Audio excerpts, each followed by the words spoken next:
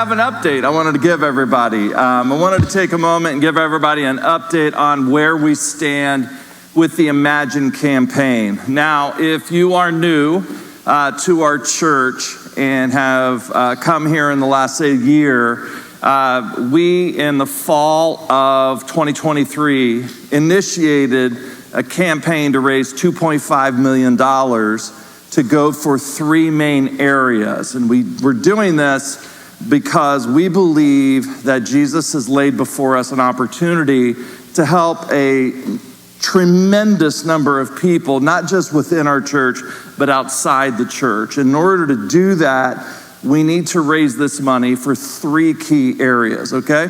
So I want you to follow along with me. If you remember, if you were here during the launch of the campaign, we call this campaign Imagine. We're imagining the possibilities of what will happen in our church if God gives us the opportunity to raise this money. The first broad category involves just finances.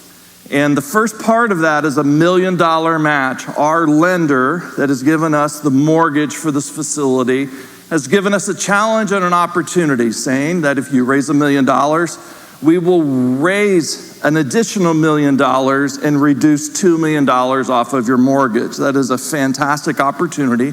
That's the first part of this. When we launched the campaign, we said that we were going to raise an additional $500,000 that would go towards debt reduction. And because we're sick of when it gets to the end of August and we don't have any money to pay the bills because we go so thin on our reserve, that we were going to raise $500,000 to replenish our reserve. That will give us in a financial position where we're going to be healthy financially as a congregation. Altogether, this first area, $2 million. The second category has to do with the Christian Counseling Center. $250,000 towards mental health services for CCV family members and their friends. Right now, if you want to find a counselor, by and large, you're going online. We don't want to eliminate the online option, but you're pretty much aiming at BetterHelp or some other online services. What we want to do is we want to take the best Christian counselors in the Philadelphia metro area and beyond and put them in a world-class counseling center so that whatever happens in the life of your family when you face a challenge, there is going to be help for everyone in our congregation. That is going to cause us to need to reconfigure our office to be able to provide those services. We have one counselor, Brad Height, who's a fantastic counselor here, but all we have for him is just a simple room. We're going to raise $250,000. That's going to go for that counseling center. The next thing, in the last category, is an additional $250,000 towards gathering spaces inside both of these buildings and outside. Now, you're going to notice that when the church service is over and everybody's leaving, where do you go to sit? There just aren't that many spaces. And so what we want to do is we want to create those kinds of gathering spaces. So altogether, these three broad categories come up to $2.5 million. Now, total pledged in October of 2023 was $2,032,118, which is pretty amazing. If you remember, we're still coming out of COVID. We are still building up after COVID, right? And the fact that our congregation was able to pledge that, and new people that have come since the campaign have begun to give towards Imagine. That's fantastic.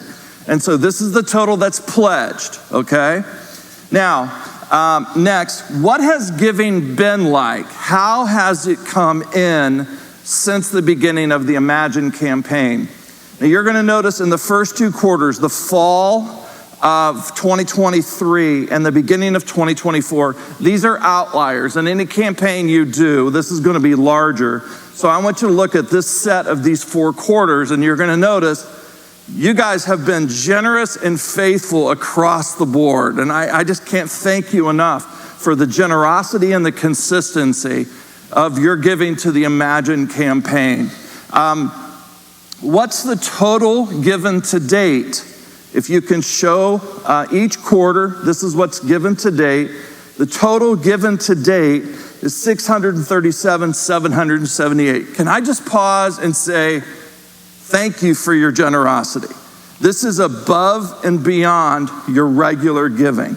This is not a congregation where we all just can cut a check for $637,000. This has come from all of us working together and sacrificing and giving every single week. So thank you for doing that. Now, the money that has come in, $637,000, where has that money been spent or dispersed to date? If you could take me to the next chart. First, what I want you to notice is that as a team, we have, because we received essentially $2 million in commitments, we have withdrawn from the goal of the campaign, raising an additional $500,000, okay? So our goal now is $2 million. Now, if God gives us $500,000, that's what it's going to go towards, okay? But we're just being realistic. In the time that we have left, we're shooting for $2 million. How has the money been spent so far? So the money that's come in, we have placed $350,000 towards the $1 million match. That has given us a $700,000 reduction from the mortgage, and that leaves us $650,000 to raise to get towards the $1 million match. We have a year and a half to do that. $280,000 has been sent to reserve, and that leaves $220,000 to raise. In terms of the counseling center, we've spent nothing. And so we need to put $250,000 there. In terms of the gathering spaces, so far we've spent a whopping $900. Now I want to show you the next picture here. I wanted to show you the before picture. I couldn't find one, but this is the after picture. This is $900 that was spent from materials and probably additional $3,000 to $4,000 in labor by specialists that came in. Brett McFarland is in the back. Can we just clap and thank? Anything creative that's gone around here has his fingerprints all over that. So he has just minimal effort, just with paint, just with wood. That is just an initial thing that we've been able to do. I wasn't able to get from the finance team. Can you go show this next picture? This was just a few $1,000s that has given us a space for us to go. There's a heater there and hot dogs and that sort of thing. It's been a really nice space for groups and for student ministries to be able to gather under and that sort of thing. So that's how the money has been spent so far and where they are in each of the categories. The next thing is, where are we with the mortgage? You're going to notice that we've budgeted to send an additional $120,000 for the $1 million match by the end of the year. That's just what we've budgeted to come in. If more comes in, fantastic. It's going to go to that. But when that happens, the mortgage has gone from this to the end of this year, we will have gone under this amount. Okay? I want you to understand that that is $1.7 million to date. You have done that. And then what's going to happen with an additional $1.5 million, with the additional giving that will come over 18 months.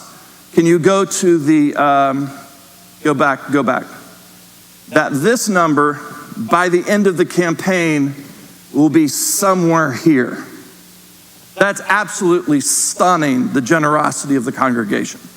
That is thrilling, what we're able to do, going from here to have the finances available to be able to invest that into ministry, into the lives of people. So if you can go to the next slide now.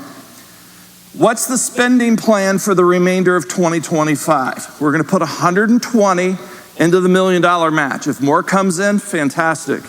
We're going to put an additional, by the end of the year, $30,000 into reserve. That's going to bring that total in reserves to $310,000. And we have one small project. Basically, every sort of season, we've been wanting to do one small project to hit towards those other two priorities, the counseling center and the gathering spaces.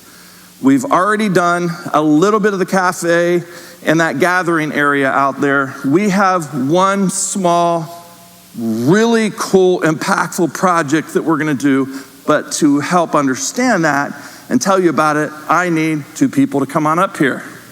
This is Pete and Olivia. Can we give them a hand? Can we give them a drum roll? There we go.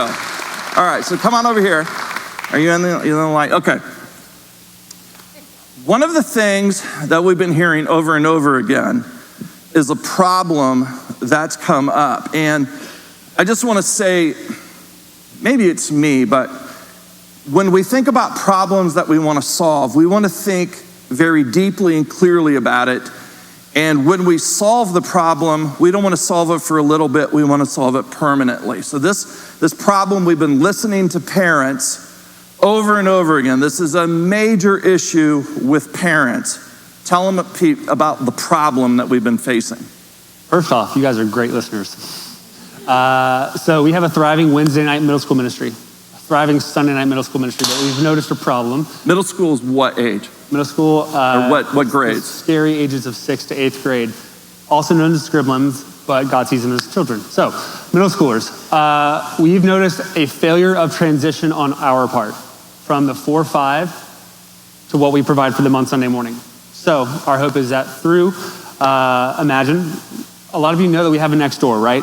If you know we have a next door, some of you may know we have a basement. And if you don't know that, it's probably better for your health because it's scary down there. All right, it's what we use for storage and a lot of different things, but we are going to completely renovate that space to hopefully create something for our 6th, 7th, 7th, and 8th graders on a Sunday morning. We're aiming for second service. Okay, yeah. So we're going to start a middle school ministry on Sunday morning for middle schoolers, and we've tried to use that facility before, and every time it's bombed. Why? Every single time. Every time, Every time. Well, if you've been over there, you would know that there's no bathroom. If you have not been over there, there's no bathroom. There's also no heating and air conditioning. So me, who's freezing all the time, imagine a middle schooler also freezing all the time. So our goal is, one, to put in a bathroom that's safe and secure so students are able to use the restroom if they need to. They don't need to run up the steps, interrupt the 4-5 programming because they have to go to the bathroom, interrupt leaders and volunteers. They have their own safe space. And that mini split heating and air conditioning, we can now go all year round to have a functioning, safe, and stable ministry where your student will feel comfortable growing in their faith. Okay, all right, so up to this point, we've struggled with the room, where we're gonna put it, and so this is gonna solve a major problem. Now, I have heard that maybe 6th graders don't wanna listen to me on Sunday morning, and quite frankly, I'm offended, so. I can't blame them. All right. Yeah. Or parents don't want their 6th graders to listen to me. That's fine. This is going to be age appropriate. It's going to start when? So we're going to do a soft launch of September 24th. No, yeah? August 24th of this year. Sorry, months are weird.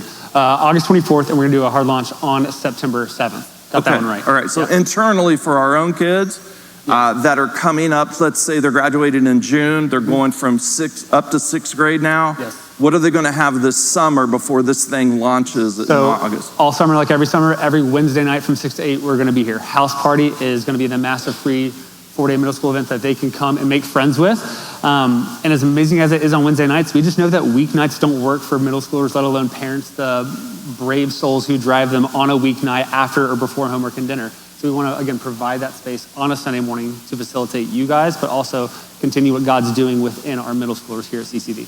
Okay, all right. So we're talking like a space that has like 60, 70 chairs in it, something like that, ish, right? Ish. And the value of this space is this is a space, you know how when we have different meetings and stuff, we're like throwing everybody in the cafe or somewhere, like all these people are going, now finally we're going to have a place we're going to be able to have gatherings for other different ministries as well as student ministries. So this is going to solve all kinds of problems. And the other thing that it's going to do is that we're building a wall around our storage. If you've been deeply involved in any of our ministries, you know we have a terrible storage problem.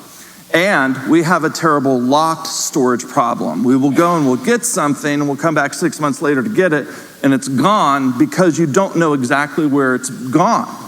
And so what we're gonna do is we're gonna build a wall, we're gonna build restrooms, we're gonna throw in a midi split, we're going to have a conducive environment for middle schoolers, and it's gonna meet a tremendous number of needs, not just for students, but for people across the board. So what I wanna do is I wanna pray right now, and I wanna have one of you pray for our middle school ministry, the launch of that. Now, if someone wants to get involved, they love swinging a hammer, they love getting up a ladder, they love painting and that sort of thing. You have a lot of work coming up. How do they get involved in this? You can come visit Pete and I out at the CCB Youth banner. That's right in the lobby. If you've missed it, come say hi. Or you can shoot us an email. Our emails are on our website. We would love to chat with you. And yes, we definitely need your help because I cannot paint all of those walls myself. Okay, all right. And a lot of people, what I love about our congregation is it's not just the finances that you're giving, but let's say for the cafe. The people that came in involved, Brett was telling me some people that came, they're like, I don't have a lot of money to give to that, but I have a skill that I can give. And this is an opportunity where you can go and you can be involved in that. So if we can, let's just bow our heads and lead us in prayer for our middle school students. God, we want to thank you for the opportunity before us. God, through this Imagine campaign, we've done so many things. We've just tried to follow your spirit, and now we are following it into expanding our CCB youth ministry, specifically for middle schoolers who are in such need of your grace and your guidance. So God, I thank you for the space of what was next door and what it's going to turn into. And I thank you for the relationships that are going to develop. Thank you into the discipleship that's going to happen. Thank you for the lessons taught and lessons learned and the relationships that will continue to grow as we continue to expand your kingdom, making more and better disciples. God, thank you for every person in this room who has given and prayed for the Imagine campaign to make this possible. We just lift every single blessing and glory to you. We love you. Praise you in Jesus' name. Amen. Amen. Thanks, guys. Appreciate it. Thank you, guys.